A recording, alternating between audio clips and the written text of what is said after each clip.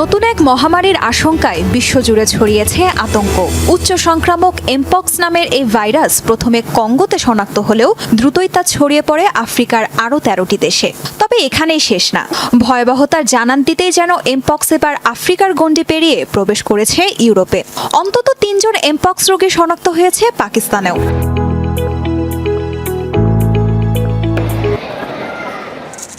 পশু থেকে মানকিপক্স মানুষে সংক্রমিত হলেও এখন এই ভাইরাস মানুষ থেকে মানুষে ছড়াচ্ছে। এরই মাঝে এমপক্সে আক্রান্ত হয়ে কঙ্গোতে মারা গেছে অন্তত 450 মানুষ। পরিস্থিতির ভয়াবহতায় বিশ্বজুড়ে জনস্বাস্থ্য জরুরি অবস্থা ঘোষণা করেছে বিশ্ব স্বাস্থ্য সংস্থা WHO। পরিস্থিতি ভয়াবহ। আফ্রিকা মহাদেশ ছাড়াও এমপক্সে আক্রান্ত রোগী শনাক্ত হয়েছে এশিয়া ও ইউরোপে। এজন্য আমরা জরুরি স্বাস্থ্য অবস্থা ঘোষণার সিদ্ধান্ত নিয়েছি।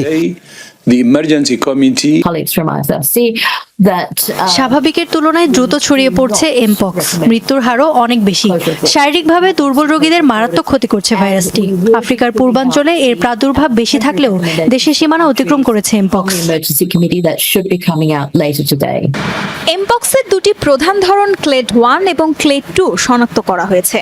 প্রাণহানির দিক থেকে সবচেয়ে ভয়াবহ এমপক্স ক্লেড 1। তবে বিপত্তি ঘটে এমপক্সের রূপ বদল হলে। গত বছরের সেপ্টেম্বরে নতুন ভ্যারিয়েন্ট ক্লেড 1B শনাক্ত হয়। এরপর থেকেই বেড়েছে সংক্রমণের হার। চলতি বছরের শুরু থেকে জুলাই মাস পর্যন্ত এমপক্সে আক্রান্ত হয়েছে 17,000-এর বেশি মানুষ। এমপক্সে আক্রান্ত ব্যক্তি এবং পশুর সংস্পর্শে ছড়িয়ে পড়ছে রোগের ভাইরাস। প্রাথমিক লক্ষণের মধ্যে রয়েছে জ্বর, মাথা ব্যথা, পিঠ এবং কোমরের পেশিতে যন্ত্রণা। এছাড়া শরীরে দেখা দেয় ফুসকুড়ি।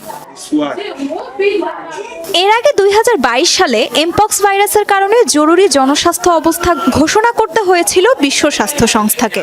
এ রোগে আক্রান্ত হওয়ার পেছনে সমকামিতা এবং অবৈধ শারীরিক সম্পর্ককে দায়ী করা হচ্ছে।